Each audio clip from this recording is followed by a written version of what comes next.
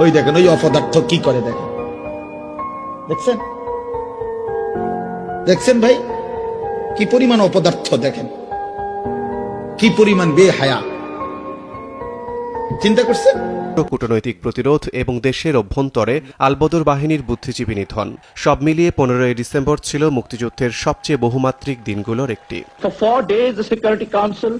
15ই December জাতিসংঘ নিরাপত্তা পরিষদে পাকিস্তানের প্রতিনিধি জুলফিকার আলী ভুট্টো পোল্যান্ডের দেওয়া যুদ্ধবিরতি ও আত্মসমর্পণের সংশোধিত প্রস্তাবে ক্ষুব্ধ প্রতিক্রিয়া জানান। প্রস্তাবে 3টি মূল শর্ত ছিল: 72 ঘণ্টার মধ্যে পাকিস্তানি বাহিনীর আত্মসমর্পণ, বাংলাদেশ সরকারকে ক্ষমতা হস্তান্তর এবং যুদ্ধবিরতির মাধ্যমে শান্তিপূর্ণ সমাধান। ভুট্টো প্রস্তাবকে আগ্রাসনকে বৈধতা দেওয়ার চেষ্টা উল্লেখ করে ক্ষোভে কাগজ ছিঁড়ে ফেলেন এবং ঘোষণা দেন, আমি সারেন্ডার ডকুমেন্ট নিয়ে ফিরতে চাই না, এটাই আমার জাতিসংঘের শেষ আশা।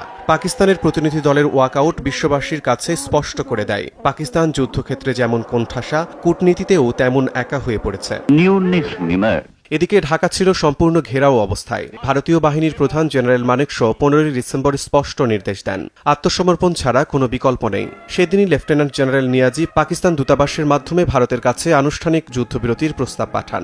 ভারতের জবাব ছিল অত্যন্ত কঠোর। সন্ধ্যা 5টা থেকে সকাল 9টা